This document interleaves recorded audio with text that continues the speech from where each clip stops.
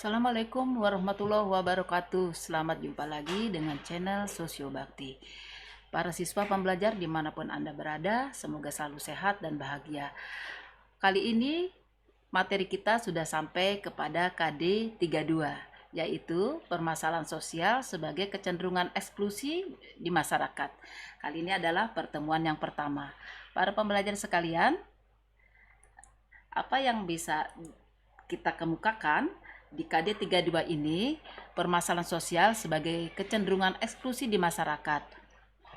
Ada dua pasangan KD kita sebutkan dahulu. Yang 32 ini di mana aspek pengetahuannya adalah menganalisis permasalahan sosial dalam kaitannya dengan pengelompokan sosial dan kecenderungan eksklusi sosial di masyarakat dari sudut pandang dan pendekatan sosiologis. Sedangkan keterampilan yang diharapkan dimiliki oleh para pembelajar sekalian adalah memberikan respon dalam mengatasi permasalahan sosial yang terjadi di masyarakat dengan cara memahami kaitan pengelompokan sosial dengan kecenderungan eksklusi dan timbulnya permasalahan sosial. Nah, para pembelajar sekalian, semuanya tentu sudah memahami kemarin tentang materi pengelompokan sosial. Nah, sekarang akan dikaitkan dengan masalah-masalah sosial yang muncul berkaitan dengan kelompok sosial yang ada dalam masyarakat. Nah, apa tujuan yang diinginkan setelah pembelajaran ini diberikan kepada kita semuanya? Ya, yang pertama adalah diharapkan semuanya dapat menyimpulkan permasalahan sosial dalam kaitannya dengan pengelompokan sosial dan kecenderungan eksklusi sosial. Kemudian diharapkan juga semuanya dapat menganalisis terjadinya polarisasi power. Yang kedua, menganalisis terjadinya masalah sosial akibat partikularisme. Dan yang ketiga adalah semuanya dapat mengidentifikasi jenis permasalahan sosial di ranah publik. Nah, para pembelajar sekalian, sebelum kita kepada materi selanjutnya, semuanya mari bersama-sama kita pahami tentang masalah-masalah sosial yang muncul di dalam kehidupan masyarakat dengan contoh dalam video berikut yang kita ambil dari video channel Wasdog. Silakan menyaksikan.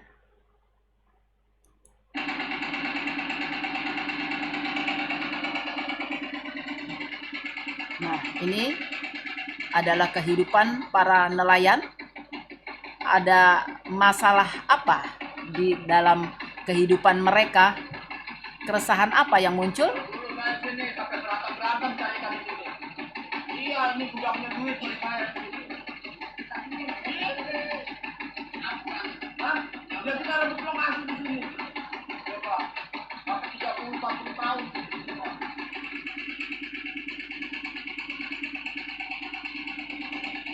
Ya. Apa yang dirasakan oleh mereka tentang kondisi kehidupan nelayan yang kita tahu ini adalah nelayan di Muara Angke ya, di Jakarta. Kita kan dendam satu malam ya, satu malam lah. Itu minim, saya 20 kilo udah ada. Waktu sebelumnya ada lama sini. Lo kalau sekarang, dari sini boro-boro untuk anak istri, untuk modalnya ini aja juga, itu udah ibaratnya ngejeritnya udah ngejerit. Buktinya seperti sekarang, satu hari dia melaut, satu minggu dia nganggur. Tapi dia pikirin dong, wah gua daripada dibuang percuma, buang seperti beli empat apa kan, seperti dibuang kalau nggak menghasilkan kan, ya mendingan gua bakar, ketahuan. Kalau dulu sehari-hari itu di atas 200, paling sulit saya cari 200. Kalau sekarang beli yang boro-boro yang 50. Ini kadang-kadang 50 juga keseluruhan. Nelayan udah belum dia lihat ikannya, dia lihat airnya aja begini udah tahu dia. Itu aslinya nelayan. Ini air limbah sebetulnya. Kalau air yang bagus, biru, hijau-hijauan, itu yang bagus, yang normal. Ini meskipun kita dapat nanti ikan pagi ya, ini ikan mati nantinya di bawah, bau. Ini kalau nelayan tuh udah nggak usah dia dicium begini, dia begini aja udah ketahuan. Ini air limbah. Apa sebabnya? Nah, ya sebenarnya itulah dikorek, dikorek, diaduk. Jadi nelayan Ya. bingung. Keresahan yang ada di dalam masyarakat nelayan karena ruang-ruang tempat dia mencari nafkah terjadi masalah, terjadi gangguan. Faktor apakah yang menyebabkannya? Ini semuanya satu orangnya belum tahu semuanya, nggak ada yang tahu semua masalah reklamasi. Taunya pun dari pihak RW pun taunya pada saat dia diajak untuk silaturahmi, untuk makan-makan, nah itu doang. Cuman dia nggak tahu dampak-dampaknya gitu. Nah kami kan sebagai nelayan nih, jadi saya harus ngasih saran ke kawan-kawan semua, tuh kan, ke yang lain itu sampai dia bilang dikatakan gila saya itu, sampai dia bilang kayak orang gila ya, orang gila saya teriak-teriak gitu. Sampai saya pasang spanduk aja nggak boleh saya. Pemasangan spanduk nggak boleh sama oknum aparat. Spanduk bentuk penolakan reklamasi. Iya. Baik. Ya, para pembelajar sekalian, demikian sekedar dari apa yang bisa ditampilkan dalam video tentang adanya masalah sosial dalam kehidupan masyarakat. Sebenarnya apa yang dimaksud dengan masalah sosial? Ya, kalian bisa melihat dalam kehidupan masyarakat adanya berbagai masalah sosial dalam kehidupan kita, dalam kehidupan bermasyarakat, ya. Tokoh Sutomo menyatakan bahwa yang namanya masalah sosial itu adalah kondisi yang tidak diinginkan oleh sebagian besar masyarakat. Nah, contohnya adalah misalnya terjadinya pengangguran, kemiskinan, ya. Nah, berikut adalah Surjono Sukamto.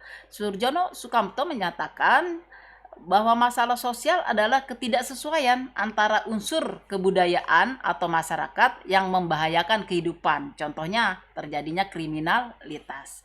Nah, kita ambil dua tokoh lagi untuk apa yang dimaksud dengan masalah sosial.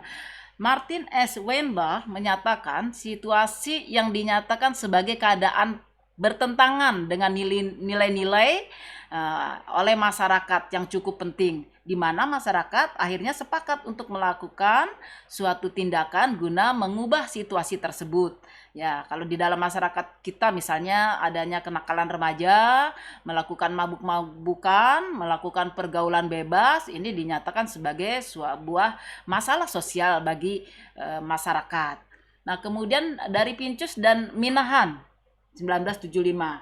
Apa yang dimaksudkan dengan masalah sosial itu adalah situasi atau kondisi sosial yang dievaluasi oleh orang-orang sebagai suatu situasi atau kondisi yang tidak menyenangkan, ya, kondisi yang tidak menyenangkan atau situasi yang problematik. Nah, contohnya adalah terjadinya kriminalitas, contohnya seperti itu. Kita kemudian lihat faktor apa saja yang menyebabkan masalah sosial di masyarakat. Nah, di sini kita ambil, kategorikan ada beberapa faktor dari penyebab terjadinya masalah-masalah sosial yang ada di dalam masyarakat. Yang pertama adalah perubahan sosial, ya. Perubahan sosial itu kalau menurut Surjono Sukamto adalah suatu kondisi di mana terjadinya perubahan dalam lembaga-lembaga kemasyarakatan yang mempengaruhi sistem sosial, ya. Jadi dari adanya perubahan dalam lembaga kemasyarakatan, misalnya di dalam pemerintahan melakukan perubahan dalam undang-undang, misalnya akan mempengaruhi sistem sosial. Apa itu? Misalnya terjadi perubahan di dalam nilai-nilai yang berlaku, norma-norma yang berlaku.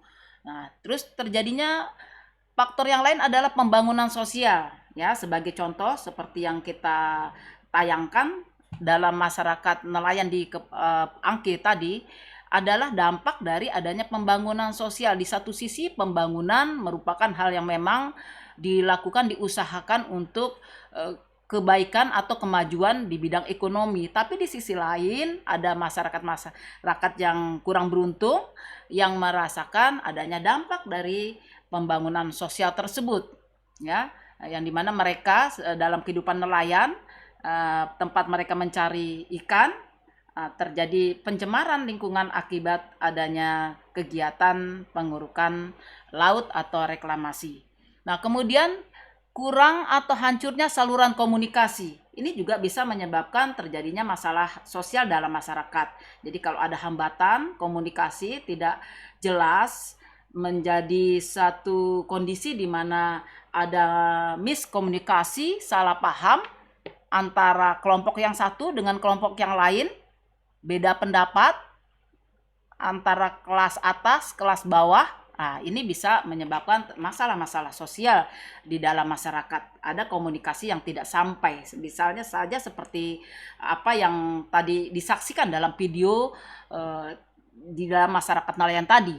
Lalu terjadinya konflik nilai-nilai dan kepentingan. Ya, ada konflik nilai-nilai yang berbeda dan kepentingan-kepentingan yang berbeda. Nah, ini bisa menyebabkan masalah-masalah sosial yang lain.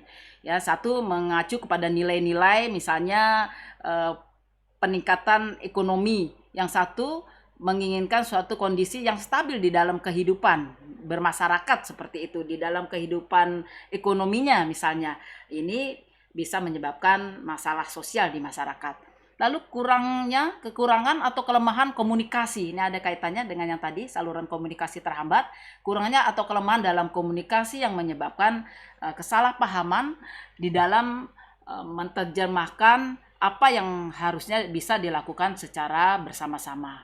Nah, ini adalah faktor dari apa yang bisa menyebabkan masalah-masalah sosial yang muncul di masyarakat seperti yang kita sebutkan dari beberapa tokoh yang tadi, seperti Sutomo yang menyatakan kondisi yang tidak diinginkan oleh sebagian masyarakat, atau Surjono Sukamto menyatakan adanya ketidaksesuaian antara unsur kebudayaan masyarakat yang membahayakan kehidupan kelompok, ya. Nah, yang berikut yang sudah kita bicarakan, bagaimana dari pengelompokan sosial ini menjadi suatu kecenderungan eksklusi sosial. Nah, kita ulang bersama konsep dari pengelompokan sosial dari Robert Camerton, mengatakan bahwa kelompok sosial adalah sekelompok orang yang saling berinteraksi sesuai dengan pola-pola umum yang telah mapan. Nah, sedangkan Paul B. Horton dan Han mendefinisikan kelompok sosial ini sebagai kumpulan manusia yang saling memiliki ikatan bersama. Nah, Surjono Sukamto menyatakan bahwa kelompok sosial sebagai kesatuan manusia yang hidup bersama sehingga ada hubungan sosial di antara mereka.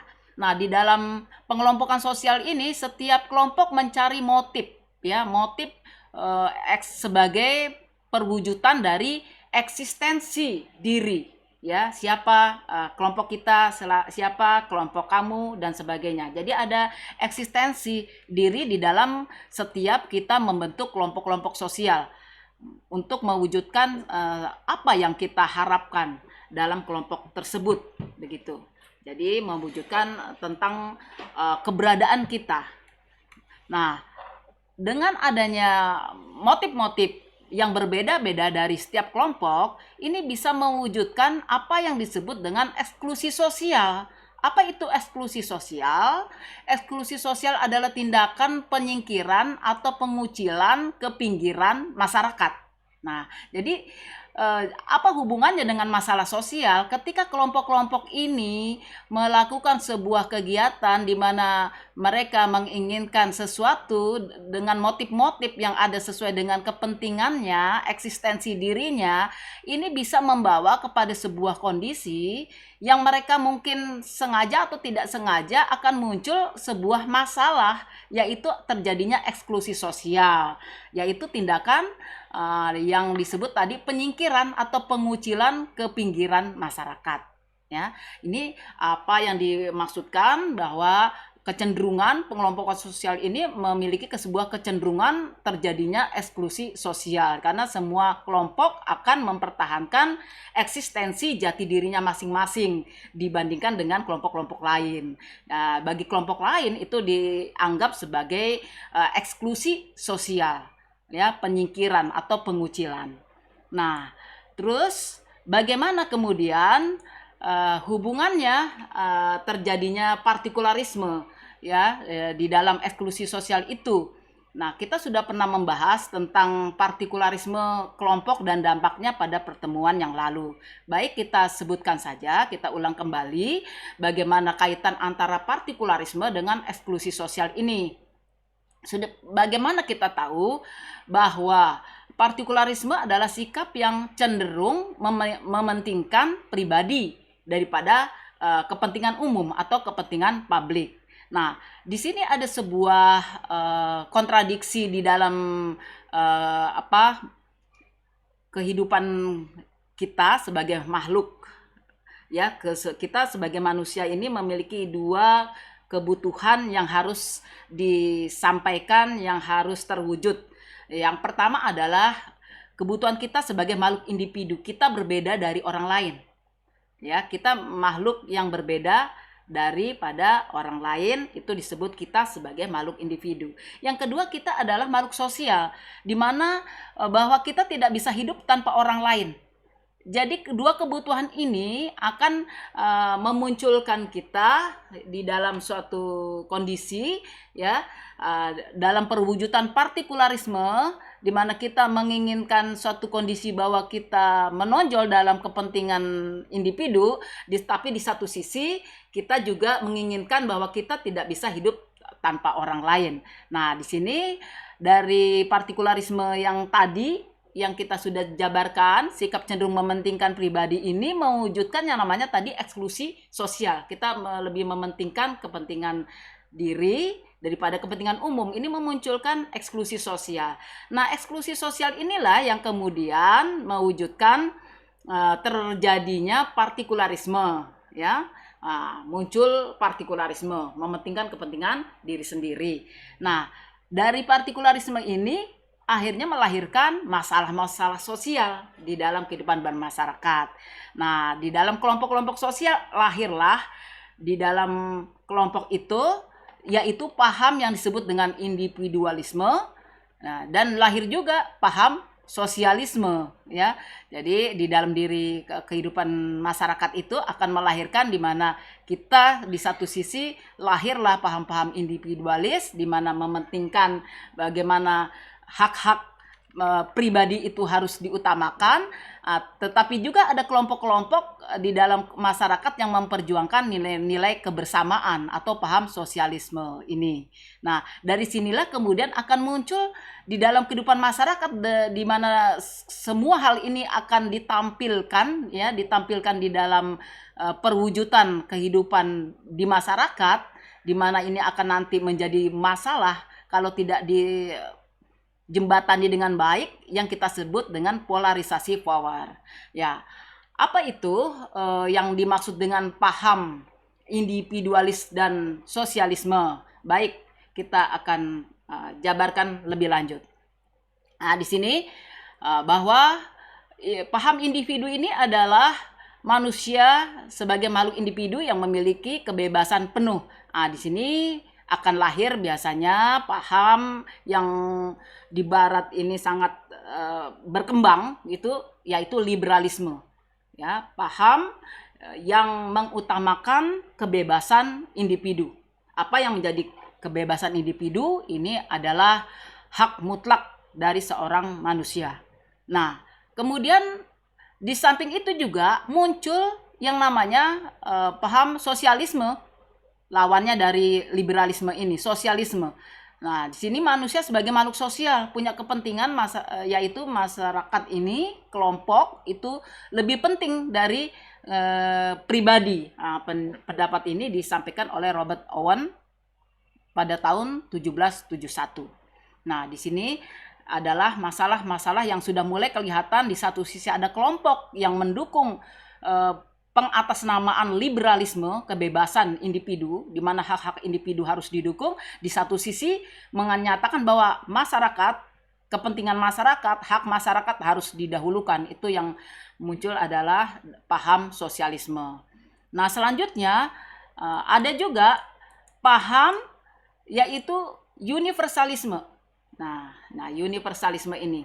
Jadi Talcott Person memberikan satu konsep tentang kelompok-kelompok yang disebutkan tadi ya, munculnya kelompok yang individu, kelompok sosialisme, dan muncul ya ini universalisme.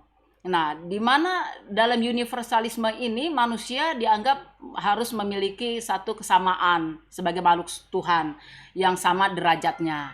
Nah, tapi di sisi lain universalisme ini juga berbenturan dengan yang disebut tadi paham partikularisme.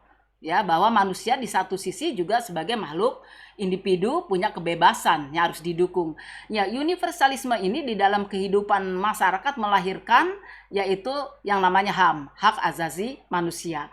Hak asasi manusia ini adalah hak di mana manusia punya mutlak hak yang harus didukung sebagai kebebasan manusia sebagai makhluk Tuhan yang harus dihargai sebagai makhluk yang harus sama derajat dengan individu-individu lain, ya.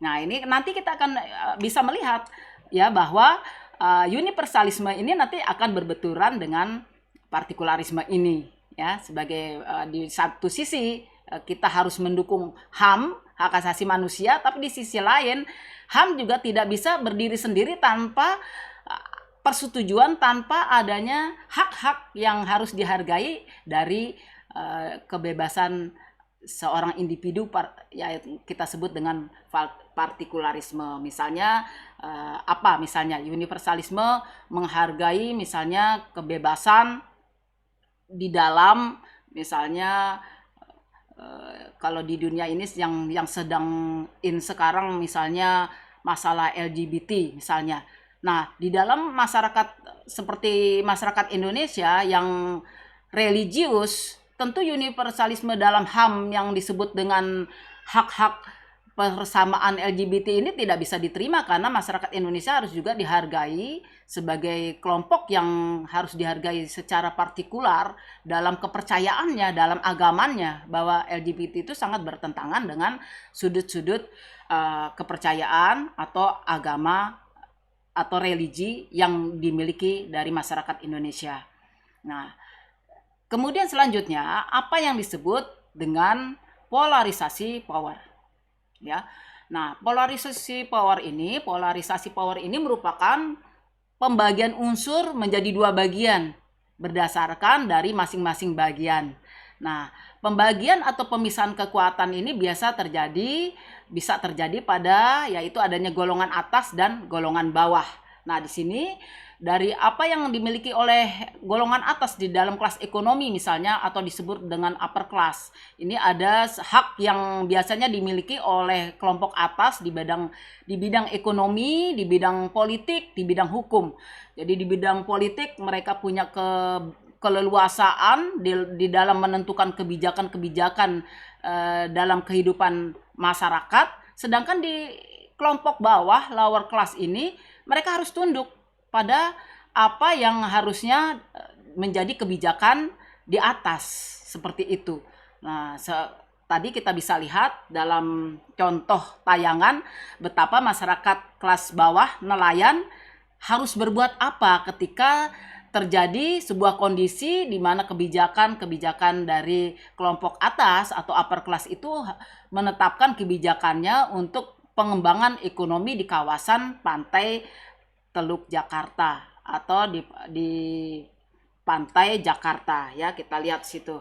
Nah, di sini kita lihat ada kesenjangan, ada jarak antara kelompok upper class yang akan memperjuangkan apa yang bisa mereka lakukan untuk pengembangan kelompok mereka, dan kita juga bisa melihat di sini sebuah kesenjangan di mana kelompok bawah hanya memiliki tenaga, hanya mereka harus siap patuh dengan apa yang sudah ditetapkan oleh kelompok atas. Inilah yang disebut dengan terjadinya masalah sosial, yaitu polarisasi power dalam kehidupan masyarakat.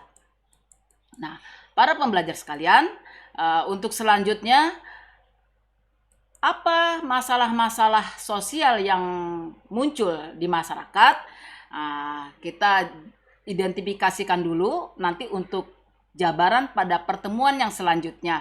Nah, kita lihat berbagai jenis permasalahan sosial yang muncul di ranah publik sehubungan dengan pengelompokan dan kecenderungan eksklusi ini akhirnya akan muncul, kita lihat suatu kondisi kemiskinan, terjadinya kriminalitas, dan bisa juga nanti kita jabarkan yaitu terjadinya kesenjangan sosial. Nah, untuk pertemuan yang pertama demikianlah materi kita tentang pengelompokan sosial dan kaitannya dengan kecenderungan eksklusi di masyarakat. Nanti kita akan sambung di dalam pertemuan kedua dan ketiga tentang membahas bagaimana kemiskinan terjadi, bagaimana kriminalitas terjadi, kesenjangan sosial terjadi, lebih lanjut dan lebih dalam. Nah, sampai di sini para pembelajar semuanya, selamat belajar. Semoga kalian bisa memperdalam lagi.